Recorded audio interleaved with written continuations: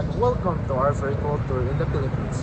In this virtual tour, we will feature museums, historical sites, cultural performances, and indigenous practice that highlights the importance of our heritage and identities as Filipinos. To begin our tour, let's first start with the museums. The first museum is the Butuan National Museum, located in Barangay Duongan, Butuan City, Agusan del Norte. This museum is historically significant because this museum is relevant to our history because it shows that the Filipinos had a developed culture and active connections with other Asian regions long before Spanish colonization. The museum preserves and showcases artifacts that reflects Butuan's role as an important pre-colonial trading center in the Philippines. Its key exhibits include the Ginikanan Archaeology Gallery, featuring pre-Hispanic artifacts like gold, pottery, and especially the Balanghay boats. The museum also presents Panaptun sa Lumad and Ambangan, showcasing indigenous textiles, tools, and the culture of the Manobo, Higaonon, and Mamanwa groups. The Butuan National Museum preserves evidence of the pre-colonial Filipinos. Second museum-related site is the Butuan Archaeological Park. The Butuan Archaeological Park is located in Barangay Libertad, Butuan City, Agusan del Norte. This site is historically significant because this is the site where the famous Balanghay boat were found. The Butuan Archaeological Park showcases the rich ancient Butuan kingdom, with key highlights including the famous Balanghay boats, stunning trade ceramics, and intricate burial artifacts like coffins and modified skull. This site is important to the Philippine history because it shows that Filipinos were skilled boat builders and maritime traders as early as the 10th century. Welcome to Cabalbaran City, the capital of Agusan del Norte and a place rich in history and culture. Today, we are visiting the museum and some historical parts of the city. These places help us understand the life, traditions, and struggles of the people of Cabalbaran in the past. As we enter the museum, we can see old photographs, artifacts, and tools that show how our ancestors lived. There are traditions, clothes, farming tools, and household items that tell the story of daily life of many years ago. Each display reminds us of the importance of preserving our culture and heritage. Around the historical area, we can also find old buildings and landmarks that played an important role in the city history. These places witness key events and show how Cabalbaran grew from a small town into a city. Visiting these sites helps us appreciate our roots and understand why Cabalbaran is special. It teaches us the value of our past while moving forward to the future.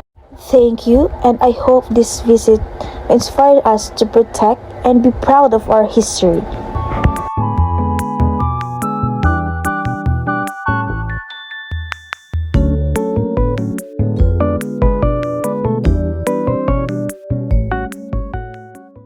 Buod Promontory Eco Park. This park or promontory is located in Barangay Pinamangkulan, Masao area, near the Masao River and facing Butuan Bay. The site is associated with the tradition that this area was where explorers, led by Ferdinand Magellan, might have landed and erected a cross, and where the first Easter Mass on Philippine soil was celebrated, and on March 31st, 1521. The event, which is the first Mass, although historically debated, is commemorated annually by the locals as Mazawa Discovery Day. The site symbolizes Butuan's pride in being connected to early contact between Filipinos and European explorers. The area is maintained as an eco park and a heritage site. There is a clonal nursery of native trees and a small park setup, making it a mix of nature and history tourism. The Banza Church Ruins. The ruins are in Barangay Banza, also referred sometimes as Old Poblacion area, beside what was once the Agusan River. The church was originally built by Spanish Recollect missionaries, with early recorded consecration by a Jesuit missionary on September 8, 1597. It was among the earliest stone churches in Mindanao, a symbol of the establishment of Christianity during Spanish period in the region. In 1753, the church was burned down by Moro pirates, a tragic event showing the conflicts of that period. It was rebuilt later, but eventually abandoned when the town center Pueblo was transferred elsewhere in 1865 to what is today known as Magallanes. Today, what remains is mainly the bell tower, partly enveloped by a banyan or balete tree, nature reclaiming history. The site stands as the oldest known stone church ruins in Mindanao. It is accessible to visitors, though note because it is ruined church, preservation is minimal. Part of its preservation is simply leaving the ruins as a heritage site and letting barangay or locals or visitors recognize it.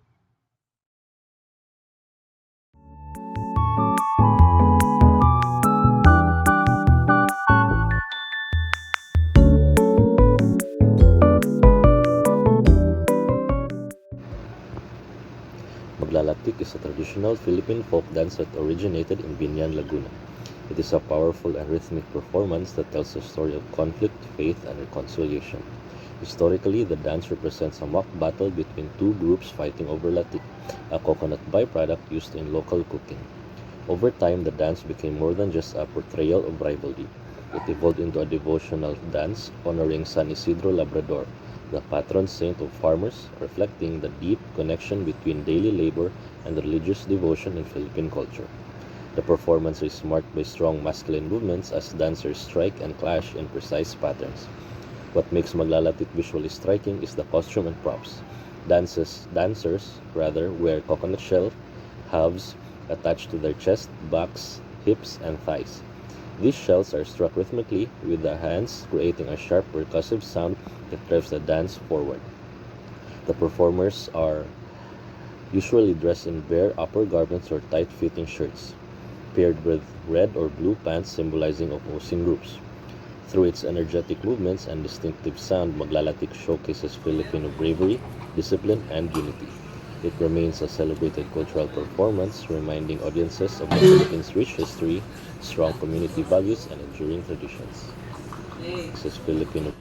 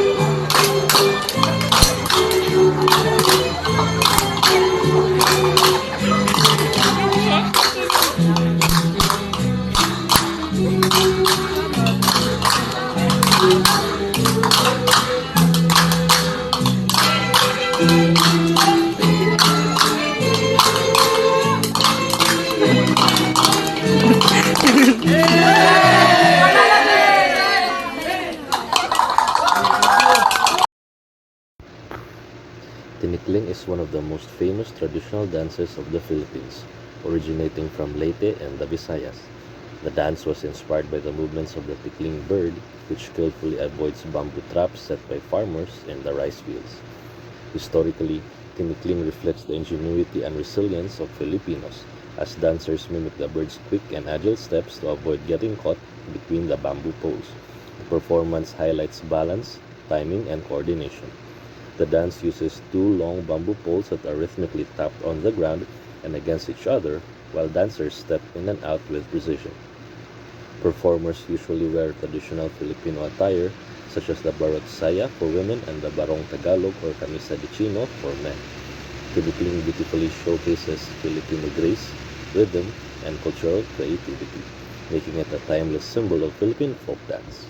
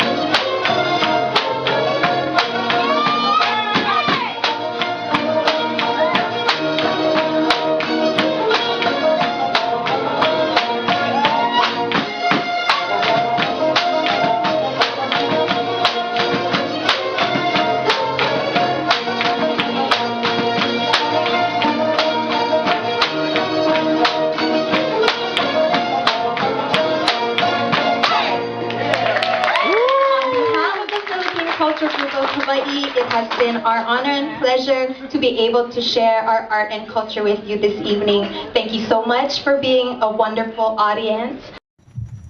Welcome to Pangasinan, the birthplace of the cultural performance known as Binislakan.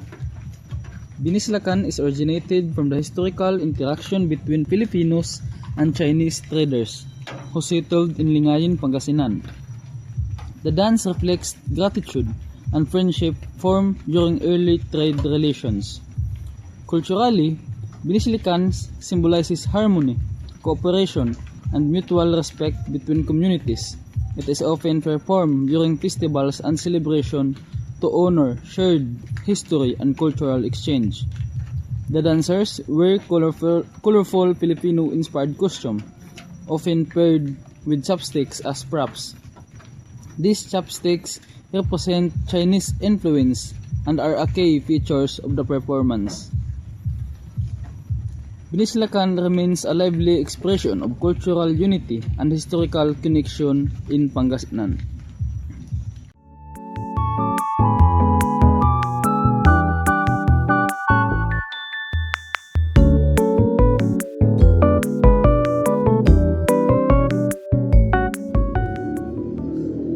Welcome to Barangay Caridad in Pilar, Surigao del Norte, home to a long-standing indigenous weaving tradition known as banig, locally called pitati. The practice originates from the coastal and rural communities of Barangay Caridad, where weaving has been passed down through generations, especially among women artisans. Banig weaving traces its roots to pre-colonial times, when early Filipinos used natural materials for daily living. In Caridad, a tradition developed alongside the community close relation with nature, using locally available alahiwan leaves. Within the community, the banig or pitatis serves both practical and cultural purposes. It is used as sleeping mats, floor coverings, and something as offerings during special occasions, especially symbolizing comfort, hospitality, and family unity. The process involves harvesting alahiwan leaves, drying and flattening them, then weaving by hand. The tools are simple, mostly a stick and a wooden frames, while the patterns reflect creativity, patience, and cultural identity.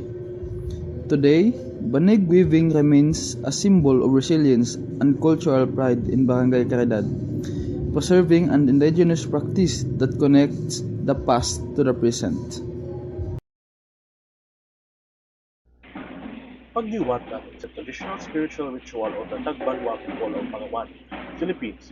Rooted in animistic beliefs, it reflects the Tagbanwa's understanding of the natural and supernatural world, emphasizing a deep connection between humans, their ancestors, and nature. Led by a babaylan or a spiritual leader, the ritual involves offerings, chants, and symbolic acts to communicate with the diwata or spirits. Pagdiwata is performed to seek protection, healing, blessings, or to express gratitude and reinforcing social cohesion, spiritual harmony, and the continuity of ancestral traditions within the community. Higaonon is a traditional ritual of the Higaonon people from northern Mindanao, rooted in ancestral practices and belief systems that recognize the influence of spiritual forces on social order, health, and environmental well-being. The ritual is performed to bless and protect individuals entering ancestral territories or undertaking significant endeavors, guided by elders or spiritual leaders.